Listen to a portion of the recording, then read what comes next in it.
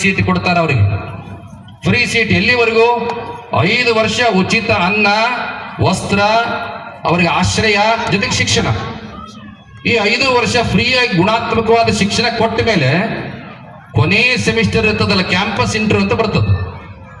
ಆ ಸಂದರ್ಭದೊಳಗೆ ಅಮೆರಿಕದ ಕಂಪನಿಗಳು, ಫ್ರಾನ್ಸ್ ಕಂಪನಿಗಳು, ಬಹುರಾಷ್ಟ್ರೀಯ ಕಂಪನಿಗಳು ಏನ್ ಮಾಡ್ತಾವಂದ್ರೆ, ಈ ಯಾರು ಪ್ರತಿಭಾನ್ವಿರ್ತಾರ, ಜಾಸ್ತಿ ಮಾರ್ಕ್ಸ್ ತೆಗೆದಿರ್ತಾರ, ಜಾಸ್ತಿ ಜಾಂಡ್ರ್ ಇರ್ತಾರೆ, ರ್ಯಾಂಕ್ ಬಂದಿರ್ತಾರೆ, ಅವರೆಲ್ಲರನ್ನ ಹೆಚ್ಚಿನ ದುಡ್ಡು ಆಮಿಷ, ಸಂಬಳದ ವೇತನದ ಆಮಿಷವನ್ನ ಕೊಟ್ಟು ಅವ್ರನ್ನೆಲ್ಲ ಅವ್ರ ದೇಶಕ್ಕೆ ತೆಗೆದುಕೊಂಡು ಹೋಗ್ತಾರೆ.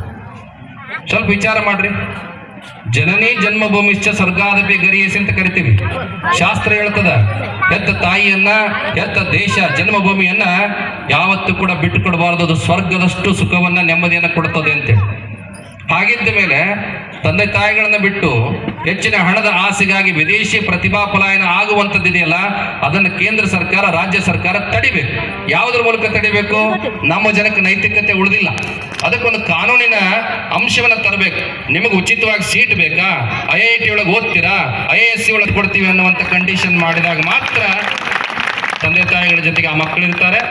ಜೊತೆಗೆ ನಮ್ಮ ದೇಶಕ್ಕೂ ಕೂಡ ಒಂದು ಪ್ರತಿಭಾನ್ವೇಷಣೆ, ಉತ್ತಮವಾಗಿರತಕ್ಕಂಥ ಕೆಲಸ, ಸಾಧನೆ ಮಾಡೋದಕ್ಕೆ ಸಾಧ್ಯ ಆಗ್ತದೆ ಅನ್ನುವಂಥದ್ದನ್ನು ಈ ವೇದಿಕೆ ಮುಖಾಂತರ ಹೇಳೋದಕ್ಕೆ ಬಯಸ್ತೇವೆ.